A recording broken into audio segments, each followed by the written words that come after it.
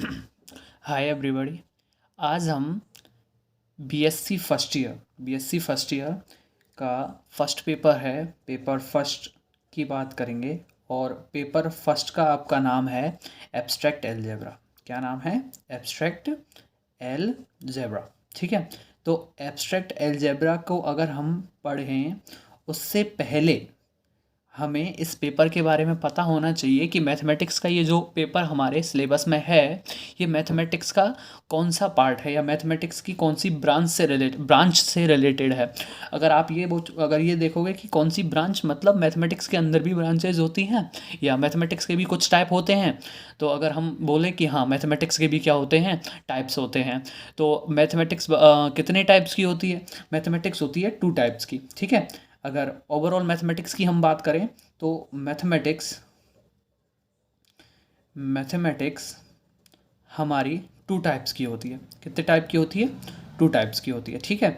तो first type आता है हमारा प्योर मैथमेटिक्स और सेकंड टाइप आता है हमारा अप्लाइड मैथमेटिक्स। ठीक है। एक तो होती है प्योर मैथमेटिक्स, एक होती है अपनी अप्लाइड मैथमेटिक्स। अप्लाइड मैथमेटिक्स के लिए तो प्योर और अप्लाइड दोनों में डिफरेंस के लिए अगर हम देखें तो सबसे पहले हम अप्लाइड देख लेते हैं, क्योंकि मोर ऑफन हम अप्लाइड को ही पढ़ते हैं। जैसे अगर आप देखो कि कोई भी आपको फॉर्मूला दे रखा है, आपको कोई भी क्वेश्चंस दे रखा है और आपको उसे सॉल्व करने के लिए आपके पास फॉर्मूला है, तो आप क्या करोगे? उस फॉर्मूले को लगाओगे और आंसर निकाल लोगे। ठीक है। तो ये जो भी हमने किया कि हमारा फॉर्मूला पता होना और उसे अप्लाई करना और फिर आंसर निकाल के लेके आना, प्रॉब्लम को सॉल्व करना, ये सारे जो पार्ट आते हैं वो हमारे अप्लाइड मैथमेटिक्स के अंदर आते हैं और हमने अभी तक यही पढ़ा है। और अगर हम देखें कि ये हमारा जो भी फॉर्मूला आया है, अगर हम थोड़ा सा बैक लेके चलें और सोचें कि हमारा जो भी फॉर्मूला हम यूज़ कर रहे हैं, तो ये फॉर्मूला हमारा आया कहाँ से है। तो अगर हम देखें कि जैसे माना कि आपको 131 का स्क्वायर निकालना है, तो ये निकालने के लिए आपके पास अगर एक देखें तो हम इसे 100 प्लस 31 का होल स्क्वायर में लिख सकते हैं। और आपको फॉर्मूला पता होता है a प्लस बी स्क्वायर का whole square equals to a square plus b square plus 2ab। यही होता है फॉर्मूला हमारे पास। तो ये फॉर्मूला आया कहाँ से, अगर हम देखें कि ये फॉर्मूला हमारा आया कहाँ से है। ठीक है। तो अगर ये फॉर्मूला आया कहाँ से है और क्या ये जो हम लिख रहे हैं, जैसे अगर इसे हम खोलते हैं तो यही आएगा, क्या ये सही है, ये हमें पता होना चाहिए। तो ये आया कहाँ से और ये सही है या नहीं है और कहाँ कहाँ पर ऐसे यूज़ किया जाता है, ये सारी चीज़ें जहाँ हम देखते हैं वो होती है हमारी प्योर मैथमेटिक्स। यानी कि जहाँ हमारे फॉर्मूले, नियम, लॉ, एक्सियम्स, थ्योरम्स, बाकायदा जो भी सारी चीज़ें होती हैं जिनसे हमारी मैथमेटिक्स चलती है, यानी कि मैथमेटिक्स का जो हमारा बेसिक है वो हमारा किस किस ब्रांच के अंदर आता है? प्योर मैथमेटिक्स के अंदर। यानी कि ये फॉर्मूला हमारा जहाँ से बना है वो हमारा कहाँ आता है? प्योर मैथमेटिक्स के अंदर। ठीक है। ये हमारा एलजेब्रा के अंदर बना है। ये कहाँ बना है? हमारा एलजेब्रा के अंदर। आप एलजेब्रा के अंदर पढ़ोगे तो ये फॉर्मूला होता है। उसके बाद में सब एलजेब्रा के क्वेश्चंस को आप न्यूमेरिकल क्वेश्चंस, इस अलजेब्रा फार्मूले की मदद से आप न्यूमेरिकल क्वेश्चंस को क्या कर सकते हो? सॉल्व कर सकते हो। तो ये होता है हमारा प्योर मैथमेटिक्स वाला बात। जैसे आपने देखा होगा कि अगर 2 नंबर आपको ऐसे दे रखे हैं कि आपने A plus X equals to B plus X दे रखा है, तो आप क्या करते हो कि डायरेक्ट ही इस एक्स को इस एक्स से क्या कर देते हो? कैंसिल आउट कर देते हो। लेकिन हमने ये कैंसिल आउट कर दिया और हमें ए इक्वल्स टू बी मिल गया। ये तो हमें मिल गया, लेकिन ये हमें पता कैसे लगा कि हमने डायरेक्ट ही इसे काट दिया और काटने पर ए इक्वल्स टू बी ही मिलेगा? कोई और भी तो मिल सकता है, या फिर ये सही है या नहीं है, इसका कैसे पता करेंगे? तो इसके लिए हमारा एब्स्ट्रैक्ट अलजेब्रा के अंदर एक लॉ आता है जिसे बोलते हैं कैंसुलेशन लॉ। जिसे क्या बोलेंगे? कैंसुलेशन लॉ, निरसन नियम बोलते हैं हम हिंदी में। अगर देखें तो क्या बोलेंगे? निरसन नियम। और इस नियम की मदद से हम क्या कर सकते हैं? इसे डायरेक्ट ही सॉल्व कर सकते हैं। तो ये हमारा नियम क्या बोलता है कि x plus a equals to x plus b अगर दे रखा है तो आप इस x को डायरेक्ट ही हटा दोगे और a इक्वल्स टू बी मिल जाएगा। यहाँ पे हम काटते नहीं हैं, पर अप्लाइड में अंदर हम इसे समझने के लिए क्या कर देते हैं? डायरेक्ट ही काट देते हैं। तो ये नियम बना हमारा इस प्योर मैथमेटिक्स के अंदर और इसे हमने यूज़ किया अप्लाइड मैथमेटिक्स के अंदर। यानी कि क्या करते हैं हम?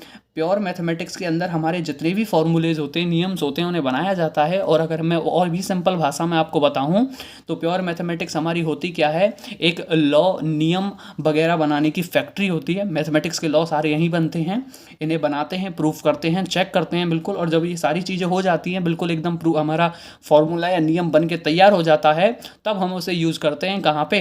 अप्लाइड मैथमेटिक्स के अंदर। और फिर हमारी क्वेश्चंस को सॉल्व करते हैं। तो ये हमारा डिफरेंस होता है प्योर मैथमेटिक्स और अलजेब्रा अप्लाइड मैथमेटिक्स के अंदर।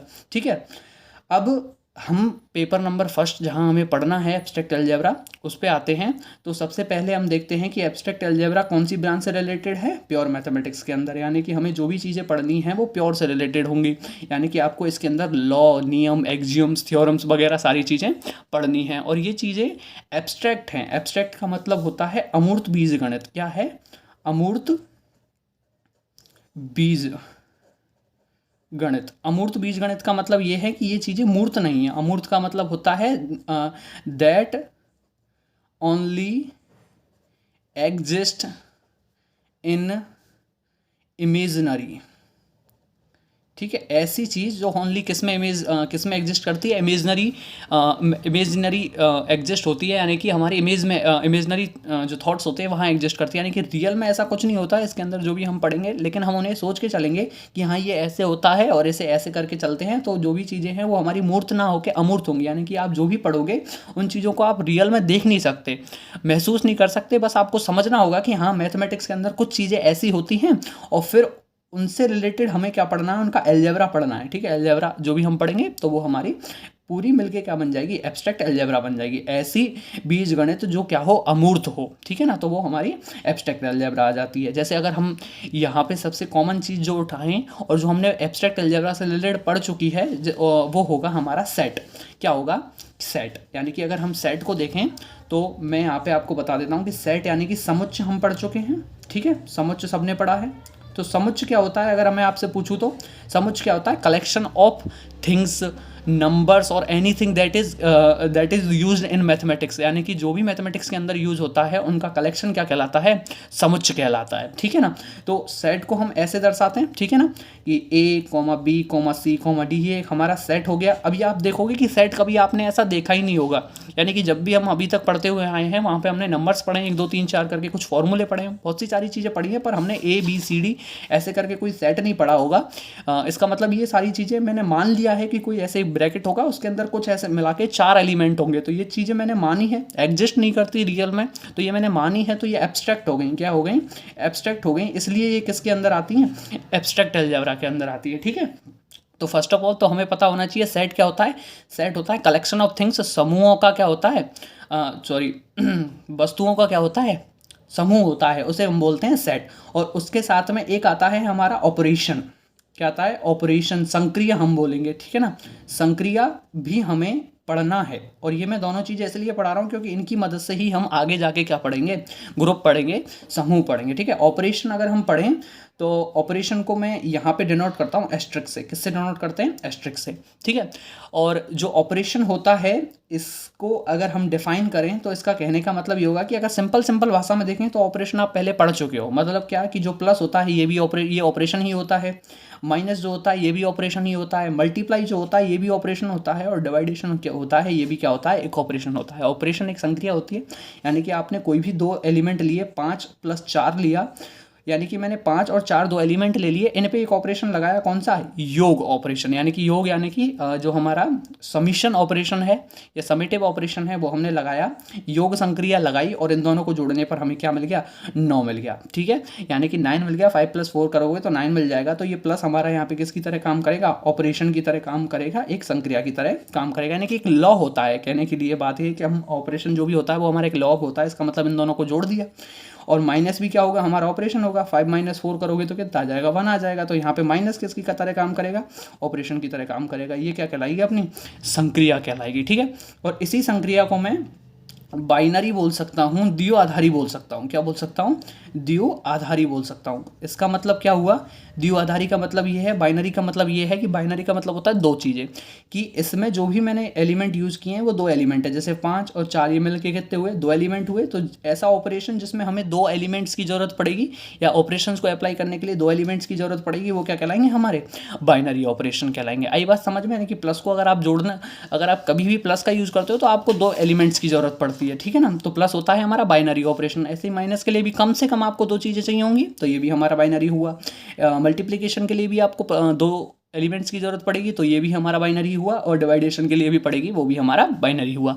ऐसे ही हम और भी जो हमारे ऑपरेशंस होते हैं वो बना सकते हैं अपनी तरफ से, है ना। वो थोड़ी सी आगे वाली एडवांस चीज़ हो जाएगी। पहले हम हमारा ग्रुप पढ़ लेते हैं, उसके बाद में ऑपरेशंस के बारे में और अच्छे से पढ़ लेंगे। बस हमें इतना पता होना चाहिए बाइनरी ऑपरेशन क्या होता है, कि ऐसा ऑपरेशन जिसके लिए आपको कम से कम 2 एलिमेंट की जरूरत पड़ती है यूज़ करने के लिए, अप्लाई करने के लिए, वो हमारा बाइनरी ऑपरेशन कहलाता है। सेट पर हम अप्लाई करते हैं क्योंकि इसी के 2 एलिमेंट हम लेके चलते हैं, ठीक है ना। तो अब आगे हम क्या करेंगे, यहाँ पे पूरा जो हमारा थोड़ा सा इंट्रोडक्शन था या डिस्क्रिप्शन था, हमने देख लिया कि what is abstract algebra, abstract algebra क्या होता है, अमूर्त बीजगणित क्या होती है, उसके बाद में कैसे कैसे हमें ब्रांचेज होती है मैथमेटिक्स की, और सेट क्या होता है, बाइनरी ऑपरेशन क्या होता है। अब हमारी जो एब्स्ट्रैक्ट अलजेब्रा है उसकी फर्स्ट यूनिट आती है, ठीक है, जिसका नाम है आपका ग्रुप या समूह, ठीक है ना, अपने सिलेबस में है। और इसे हम पढ़ेंगे कि ग्रुप क्या होता है, समूह क्या होता है। और ग्रुप और समूह पढ़ने के लिए अब हम यहाँ से डेफिनेशन देखना स्टार्ट करते हैं, ठीक है। तो एक समूह जी में, एक समुच्च जी में, समुच्च यानी कि कोई भी सेट होगा जी, और जी सेट हो सकता है A B C D E F G, ऐसे कुछ भी हो सकता है, 1 2 3 4 5 कुछ ऐसे हो सकता है, ठीक है। कोई भी थिंग्स हो सकती हैं, उनका कलेक्शन हो सकता है। तो एक समुच्च जी में परिभाषित एक द्विआधारी संक्रिया एस्ट्रिक या ऑपरेशन आप इसे बोल सकते हो, कि कोई भी आपको एक द्विआधारी संक्रिया दे रखी है। अब द्विआधारी संक्रिया प्लस हो सकती है, माइनस हो सकती है, मल्टीप्लिकेशन हो सकती है, डिवाइडेशन हो सकती है, कुछ भी हो सकती है, आपको नहीं पता है, ठीक है। तो मतलब होनी चाहिए क्या, बाइनरी ऑपरेशन होना चाहिए। तो कोई भी सेट है उस पर आपको परिभाषित एक बाइनरी ऑपरेशन या संक्रिया दे रखी है का बीजीय निकाय, ये जो बीजीय निकाय होता है यही हमारा क्या कहलाता है, ग्रुप कहलाता है। बीजीय निकाय इसको कैसे पढ़ेंगे, जी एस्ट्रिक बोलेंगे, ठीक है। और हम डायरेक्ट इसे बोलने जाएं तो कैसे बोल सकते हैं, जी ऑपरेशन बोल सकते हैं या ग्रुप बोल सकते हैं। ये हमारा एक ग्रुप कहलाता है, ये हमारा एक ग्रुप कहलाता है। इसे ही आप ग्रुप बोलोगे, लेकिन कब, जब यदि एस्ट्रिक या जो ऑपरेशन है वो हमारे निम्न प्रतिबंधों को संतुष्ट करता है, यानी कि ये हमारा एक क्या कहलाएगा, ग्रुप कहलाएगा, जी ऑपरेशन ही ग्रुप कहलाएगा। लेकिन हमको क्या करना पड़ेगा, कुछ हमारे नियम होते हैं, उन्हें क्या करवाना पड़ेगा, यहाँ पे पहले सेटिस्फाई करवाना पड़ेगा, ठीक है ना। तो कौन कौन से नियम हैं, अगर हम देखें तो हमारा फर्स्ट नियम आता है क्लोजर। फर्स्ट नियम कौन सा आता है अपना, क्लोजर, ठीक है। समव्रतता जैसे हम हिंदी में बोलते हैं, तो समव्रतता अगर हम देखें तो समव्रतता होती क्या है, ठीक है, ये समव्रतता हमारी हिंदी में। और अगर हम समव्रतता देखें तो समव्रतता क्या कहती है कि आप कोई भी जी जो आपका सेट दे रखा है, इसके 2 एलिमेंट लीजिए। एक एलिमेंट ले लिया मैंने ए और एक एलिमेंट ले लिया मैंने बी, कि ये दोनों किस में बिलोंग करने चाहिए, जी में बिलोंग करने चाहिए, ठीक है। कोई भी सेट होगा और उसके मैंने 2 एलिमेंट ले लिए ए और बी, है ना। और उसी के साथ अगर मैं क्या करूं कि यहाँ पे ये जो बाइनरी ऑपरेशन दे रखा है, इस बाइनरी ऑपरेशन को इन दोनों एलिमेंट्स पे अप्लाई करता हूँ, ठीक है ना। ए ऑपरेशन बी अगर मैं लेके चलूँ तो जो मेरा ए ऑपरेशन बी आएगा, जो भी इसका रिजल्ट आएगा वो किस में बिलोंग करना चाहिए, जी में ही बिलोंग करना चाहिए, ठीक है ना। अब अगर मैं इसका एग्जाम्पल देखूँ, आपको क्लोजर ने इसका जो एग्जाम्पल है वो बताऊँ, तो आप ऐसे समझिए कि आपने कोई भी एक सेट ले लिया जी, जिसके अंदर एलिमेंट हैं आपके 1 2 3 4 और ये 5 एलिमेंट है, ठीक है। या फिर इसे नहीं लीजिए, सॉरी, ऐसा करते हैं, हम एक रियल नंबर का सेट ले लेते हैं। आर एक कोई भी क्या है, रियल नंबर्स का सेट है, ठीक है, रियल नंबर्स का। और इसके आपने कोई भी 2 एलिमेंट ले लिए, जैसे मैंने एक 5 ले लिया और एक 4 ले लिया। और कोई भी एक बाइनरी ऑपरेशन ले लीजिए, प्लस ले लीजिए, माइनस ले लीजिए, कोई भी ले लिए। मैं माना कि प्लस ले लेता हूँ, मैंने प्लस ले लिया, ठीक है। तो आपने 5 और 4 दोनों को ऐड किया और मुझे मिल क्या रहा है, 9 या 9 मिल रहा है। तो जो 9 मिल रहा है, क्या ये आर में बिलोंग करता है, ये भी। तो अगर ये भी आर में बिलोंग करता है तो इसका मतलब ये हुआ कि ये जो हमारा रियल नंबर है वो क्या होगा, क्लोजर प्रॉपर्टी को सेटिस्फाई करेगा।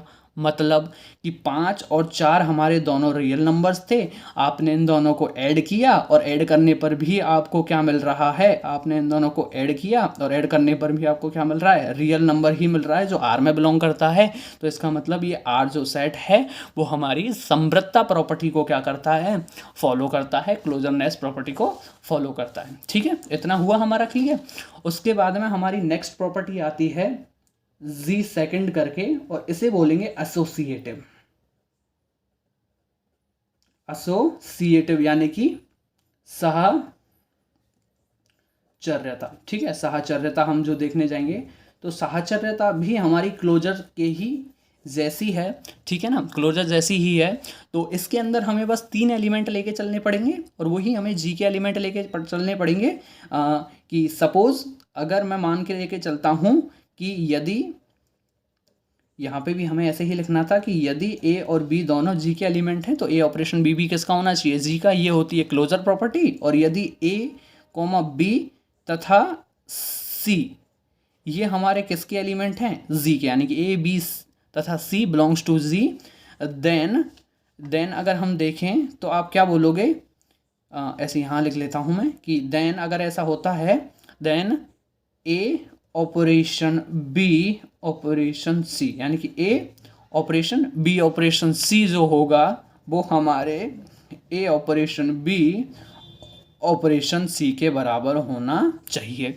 इसका मतलब कि ये है कि अगर आप 3 एलिमेंट आपको जी के दे रखे हैं और आपने 3 एलिमेंट ऐसे लिए कि पहले ए ले लिया और फिर उसके बाद में उसका ऑपरेशन किया, जो बी ऑपरेशन सी आ रहा है, जो बी ऑपरेशन सी करने पर जो भी आ रहा है उसके साथ किया, जो भी आएगा वो आपका ए और ऑपरेशन बी करोगे, जो आता है उसका सी के साथ ऑपरेशन करने पर जो आएगा, ये दोनों आपस में क्या होंगे, बराबर होंगे। दोबारा हम एग्जाम्पल अगर देखें तो वही रियल नंबर का एक सेट ले लेते हैं, ठीक है ना।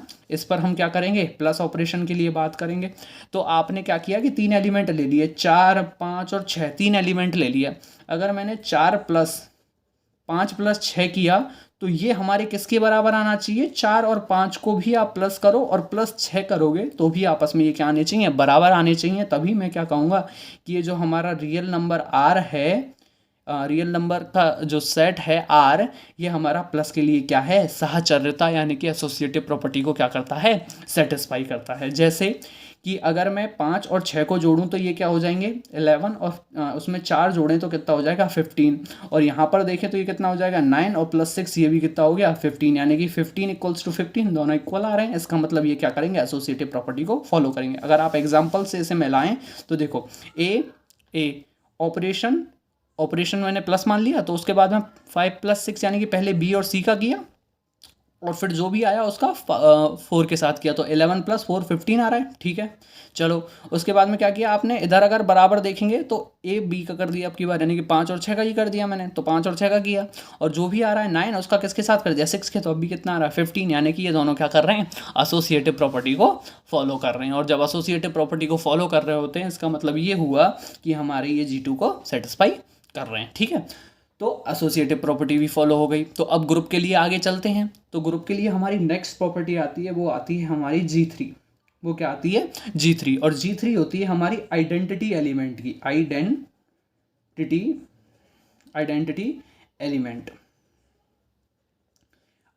एलिमेंट यानी कि तत्समक अवयव।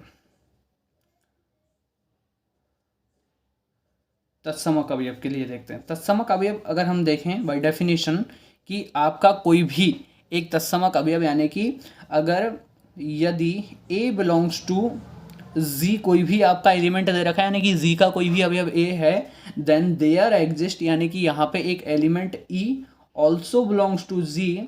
और कैसा होगा कि A ऑपरेशन अगर आपने E लगाया तो आपको ए ही मिलेगा, यानी कि जी का कोई भी आप एक एलिमेंट ले लो और उसके लिए हमेशा एक ऐसा एलिमेंट ई विद्यमान होना चाहिए कि अगर आप ए और ई दोनों का ऑपरेशन लेते हो तो आपको वही दोबारा ए एलिमेंट मिल जाना चाहिए। तो ये जो हमारा ई है, वेयर ई क्या कहलाता है, हमारा आइडेंटिटी एलिमेंट कहलाता है। ये क्या कहलाता है, ई आइडेंटिटी एलिमेंट कहलाता है। इसे बोलते हैं तत्समक अवयव, यानी कि हमारा जो भी सेट Z दे रखा है उसके प्रत्येक एलिमेंट का तत्समक अवयव विद्यमान होना चाहिए, ठीक है। यानी कि हर एक अवयव के लिए क्या होना चाहिए, एक आइडेंटिटी एलिमेंट ई विद्यमान होना चाहिए कि जिसने केस आपने अगर आप ऑपरेशन लगाते हो तो आपको दोबारा वही एलिमेंट मिल जाए। जैसे बाई एग्जांपल देखें, हमारा वही रियल नंबर्स का सेट लेते हैं हम, कितना R, और R के लिए मैंने कोई भी एक अवयव ले लिया, जैसे मैंने 4 ले लिया। माना कि 4 पे अगर मैं प्लस के लिए देखूं कि 4 के साथ में मैं ऐसा क्या ऐड करूं कि दोबारा मुझे क्या मिल जाए, 4 ही मिल जाए, तो आप ऐसे बोलोगे कि सर 0 ऐड कर दीजिए, और 0 जीरो किसके अंदर बिलोंग करता है, आर के अंदर बिलोंग करता ही है।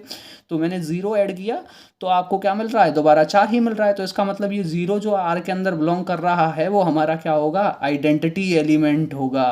क्या होगा, आइडेंटिटी एलिमेंट होगा। आई बात समझ में। ऐसे ही अगर मैं कोई और एलिमेंट ले लेता हूँ 5 और 5 के साथ भी ऐसा क्या ऐड करूँ कि दोबारा मुझे 5 मिल जाए, कि आप क्या करोगे, जीरो, कि आप जीरो ऐड कर दो और दोबारा क्या मिल जाएगा, आपको 5 मिल जाएगा। तो यहाँ पे जीरो अब भी क्या है, आइडेंटिटी एलिमेंट है। आई बात समझ में। और प्रत्येक ग्रुप के लिए आइडेंटिटी एलिमेंट क्या होता है, यूनिक होता है। ठीक है, यानी कि हर एक ग्रुप जो भी आपका होगा उसके लिए आपका आइडेंटिटी एलिमेंट यूनिक होगा। तो ये आइडेंटिटी एलिमेंट के लिए हो गया। उसके बाद में हमारी जो लास्ट प्रॉपर्टी आती है, लास्ट प्रॉपर्टी है हमारी इन्वर्स की, यानी कि इन्वर्स हमारा क्या करना चाहिए, एग्जिस्ट करना चाहिए। ठीक है ना। तो ये आती है हमारी Z4 और Z4 होगा हमारा इन्वर्स। ठीक है, इसको बोलेंगे हम प्रतिलोम। यानी कि अगर आपका कोई भी एलिमेंट Z में लेते हो या Z का कोई भी एलिमेंट लेते हो तो उसका इन्वर्स भी एग्जिस्ट करना चाहिए। जैसे कोई भी आपने एलिमेंट लिया A, यदि A बिलोंग्स टू Z आपको दे रखा है देन देयर एग्जिस्ट, यानी कि वहाँ पे क्या करना चाहिए, एक और एलिमेंट एग्जिस्ट करना चाहिए। कैसा, A इनवर्स, जो किस में हो, ये भी Z में होना चाहिए। और किस किस प्रॉपर्टी के साथ में, कि अगर आप A लेते हो और उसके साथ में क्या लेते हो, ए इनवर्स को लेकर ऑपरेशन लगाते हो तो दोबारा आपको क्या मिलना चाहिए, ई मिलना चाहिए आपकी बार। मतलब दोबारा रिपीट करता हूँ, इनवर्स की जो प्रॉपर्टी होती है कि आपको कोई भी आपने जो जी सेट दे रखा है उसका एक एलिमेंट ले लिया ए, तो इसके लिए कोई ना कोई एक ऐसा प्रतिलोम अवयव ए इनवर्स जो जी में ही बिलोंग हो करेगा या जी में ही एग्जिस्ट होगा। और वो कैसा अवयव होगा कि अगर आप इस ए इनवर्स और ए का ऑपरेशन लेते हो या ऑपरेशन लगाते हो दोनों में तो आपको क्या मिलेगा, आइडेंटिटी एलिमेंट मिलेगा, जो हम हमारी G3 से निकाला था, यही आइडेंटिटी एलिमेंट था ना, तो ये हमारा मिलेगा। ठीक है ना। दोबारा रिपीट कर रहा हूँ कि ए को अगर ए इनवर्स के साथ ऑपरेशन लेते हो तो आपको क्या मिलेगा, आइडेंटिटी एलिमेंट तत्समक अवयव मिलेगा। तब हमारा जो ये ए है, जो हमारा ए है, इसका इन्वर्स, ए इन्वर्स क्या कहलाता है, इन्वर्स एलिमेंट कहलाता है। ठीक है, प्रतिलोम अवयव कहलाता है। और ये प्रतिलोम अवयव भी क्या होना चाहिए, विद्यमान होना चाहिए। और कहाँ पे विद्यमान होना चाहिए, उसी सेट में विद्यमान होना चाहिए जिसे हम क्या कर रहे हैं, ऑपरेशन के साथ में ग्रुप प्रूफ कर रहे हैं। ठीक है, तो इसका मतलब, इसका भी अगर एग्जांपल देखें तो मैं एग्जांपल आपको समझा देता हूँ। कैसे कि आपने कोई भी एक एलिमेंट ले लिया, जैसे आर वही हमारा एक सेट था रियल नंबर्स का, प्लस ऑपरेशन के साथ आप चल रहे थे, तो ये हमारा जो भी होगा, इसके लिए अगर हम इन्वर्स एलिमेंट देखें तो अगर आप कोई भी एलिमेंट लेते हो 4, तो मैं 4 के साथ में ऐसा क्या ऐड करूं कि हमें क्या मिले, इसमें बताओ, आइडेंटिटी एलिमेंट मिलना चाहिए। और आर के लिए मैंने आइडेंटिटी एलिमेंट बताया था अभी, क्या था आइडेंटिटी एलिमेंट बताइए, 0 था या नहीं था। यानी कि मैं 4 में ऐसा क्या ऐड करूं कि मुझे आइडेंटिटी एलिमेंट 0 मिले। तो ऐसा क्या ऐड करूं, तो आप बोलोगे सर -4 ऐड कर दीजिए। -4 ऐड करोगे तो 4 + -4 हमारा 0 ही होता है। तो 4 का इन्वर्स क्या हो गया, तो 4 का इन्वर्स कितना हो गया हमारा, -4। यानी कि हमारा -4 क्या आर में बिलोंग करता है, कि बिल्कुल आर में बिलोंग करता है। तो इसका मतलब ये हुआ कि आर के एलिमेंट्स का इन्वर्स भी कहाँ विद्यमान होता है, आर में विद्यमान होता है। याद रखना, हर एक एलिमेंट का करना चाहिए, कोई भी एक ऐसा एलिमेंट छूट नहीं जाना चाहिए जिसका इन्वर्स कहाँ बिलोंग नहीं करता, आर में बिलोंग नहीं करता। ठीक है ना। तो इसका मतलब ये हुआ कि आपको जो भी सेट जी दे रखा है उसके हर एक एलिमेंट का क्या विद्यमान होना चाहिए, इन्वर्स विद्यमान होना चाहिए। और हर एक एलिमेंट के लिए आइडेंटिटी एलिमेंट विद्यमान होना चाहिए। ठीक है ना।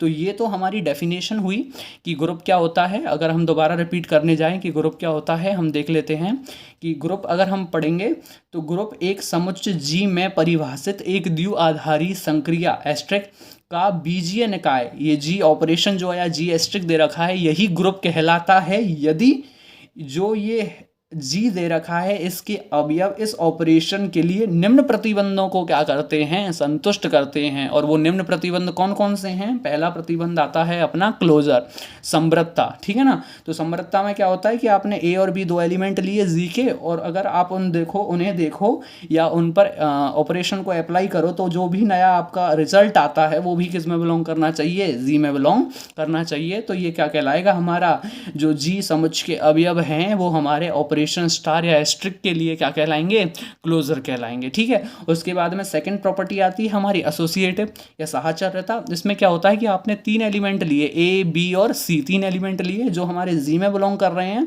तो अगर आप ए ऑपरेशन को बी ऑपरेशन सी के साथ लेते हो तो आपको क्या मिलेगा, वही मिलेगा जो ए ऑपरेशन बी को ऑपरेशन सी के साथ ऑपरेशन लेने पर मिलेगा। ठीक है ना, तो A operation B operation C equals to A operation B operation C. ठीक है ना, उसके बाद में क्या आएगा, G3 आइडेंटिटी एलिमेंट के लिए हम देखें तो हर एक अवयव का आइडेंटिटी एलिमेंट एग्जिस्ट करना चाहिए। तो क्या बोलेंगे इसके लिए कि यदि ए हमारा क्या है, जी का अवयव है, देन देयर एग्जिस्ट ई, और ई क्या है, हमारा आइडेंटिटी एलिमेंट है कि आपका ई जो आइडेंटिटी एलिमेंट है वो जी में विद्यमान होना चाहिए। और ये कैसा होगा या इसकी प्रॉपर्टी कैसे होगी कि अगर आप आइडेंटिटी एलिमेंट को ए के साथ में ऑपरेशन लेते हो तो आपको वही दोबारा एलिमेंट मिल जाता है। यानी कि कोई भी एलिमेंट आपका जी का है उसके साथ अगर आप ई का ऑपरेशन लगाते हो या ई के साथ ऑपरेशन लगाते हो तो वही एलिमेंट दोबारा आपको मिल जाता है। तो आइडेंटिटी एलिमेंट विद्यमान होना चाहिए। फिर लास्ट हमारी प्रॉपर्टी आती है कौन सी वाली, इनवर्स वाली। कौन सी प्रॉपर्टी आती है, इनवर्स वाली। इनवर्स का भी मतलब यही है कि जी का कोई भी एलिमेंट दे रखा है उसका इनवर्स एग्जिस्ट करना चाहिए। अगर जैसे जी का आप कोई भी एलिमेंट दे रखा है ए, और तो उसके लिए इनवर्स आपका ए इनवर्स आपका जी में विद्यमान होना चाहिए। और ये जो होगा वो किस प्रॉपर्टी के साथ होगा कि अगर आप ए और ए इनवर्स को अगर द्विआधारी संक्रिया के साथ लेते हो तो आपको आइडेंटिटी एलिमेंट ई मिलेगा, और आइडेंटिटी एलिमेंट हम G3 प्रॉपर्टी से निकाल चुके हैं। ठीक है ना, तो ए इनवर्स आपका एग्जिस्ट करना, यानी कि इनवर्स एलिमेंट आपका एग्जिस्ट करना चाहिए। तो इस प्रकार का जो एल्जेब्रिकल स्ट्रक्चर होगा जी ऑपरेशन, ये हमारा ग्रुप कहलाएगा और इसी से डिनोट करते हैं, जी एस्ट्रिक से ही हम इसे क्या करते हैं, डिनोट करते हैं। तो ये हमारी ग्रुप की प्रॉपर्टी होती है, या ग्रुप की डेफिनेशन भी आप कह सकते हो कि ये ग्रुप की क्या होती है, डेफिनेशन होती है। ठीक है, तो आज हमने यहाँ पे ग्रुप पढ़ लिया है। उसके बाद में नेक्स्ट जो हमारा लेक्चर होगा उसके अंदर हम क्या देखेंगे, ग्रुप के एग्जाम्पल्स देखेंगे, और ग्रुप से रिलेटेड और भी जो हमारी डिफरेंट चीज़ें हैं हम उन्हें क्या करेंगे, डिस्कस करेंगे।